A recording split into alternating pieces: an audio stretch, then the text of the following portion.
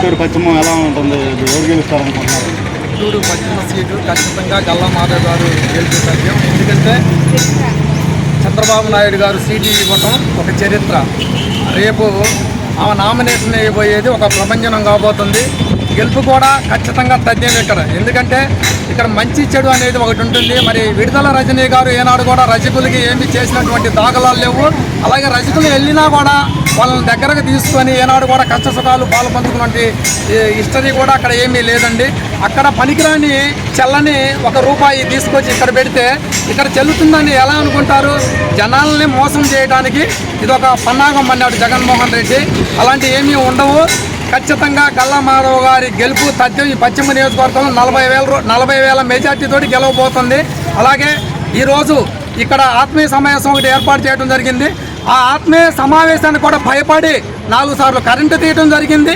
అలాగే ఇంటెలిజెన్స్ 50 మంది ఇంటెలిజెన్స్ వాళ్ళని అక్కడ పంపించి ఈ మీటింగ్ జరగకుండా ఏర్పాటు చేసే దాని వెనక హస్తం కూడా రజనీ గారి హస్తం ఖచ్చితంగా ఉంది. ఎందుకంటే ఒరిజినల్ డూప్లికేట్ అనేది ఉంటుంది ఎక్కడైనా కానీ. గల్లా మాధవి గారు ఒరిజినల్, డూప్లికేట్ వచ్చేసి విడుదల రజనీ గారు.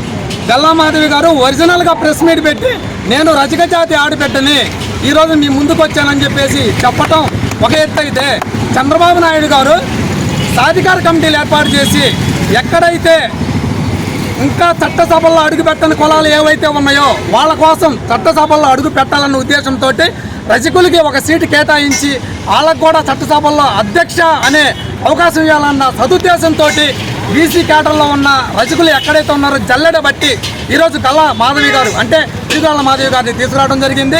ఆ వేలోనే రాష్ట్ర నలుమూలల నుంచి 13 జిల్లాల నుంచి కూడా ఇవాళ రాష్ట్ర రజక సంఘాలు మొత్తం కూడా ఏకతాటి మీదకి వచ్చి ఈ వర్కింగ్లో ఈ 50 రోజుల వర్క్లో పార్టిసిపేట్ చేయబోతా ఉన్నారు.